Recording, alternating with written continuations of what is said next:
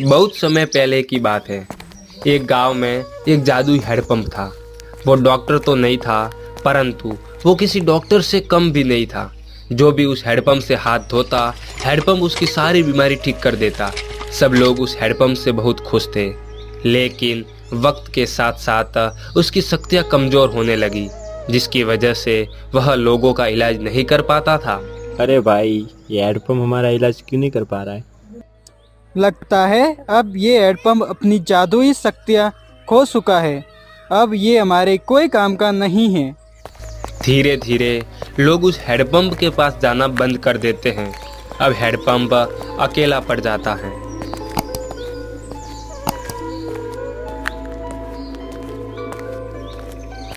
मेरे कान कमज़ोर हो गए हैं।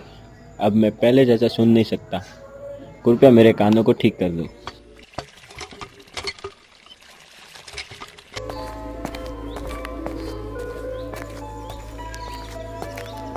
मैं अब किसी काम का नहीं रह गया हूँ। मैंने अपनी जादुई शक्तियों को खो दिया है। मैं इस बहरे आदमी की भी कोई मदद नहीं कर पा रहा हूँ। तभी एक परी उस हैंडपंप के पास पानी पीने आ जाती है। जैसे ही उस परी ने उस हैंडपंप के पानी को छुआ तो उसे वो साधारण हैंडपंप नहीं लगा। अरे, तुम्हारे पानी से मुझे विचित्र आवाज क्यों हुआ? तुम मुझे कोई साधारण हैंडपंप नहीं लग रहे हो।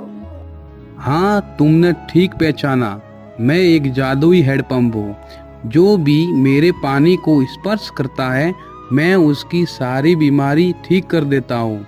आप ऐसा मान लो कि मैं एक प्रकार का डॉक्टर हूँ। पर अब दिक्कत ये है कि मैं लोगों की मदद नहीं कर पा रहा हूँ। मेरी जादुई शक्तियाँ कमज़ोर हो गई है, जिस कारण लोगों की बीमारी ठीक नहीं हो पा रही है।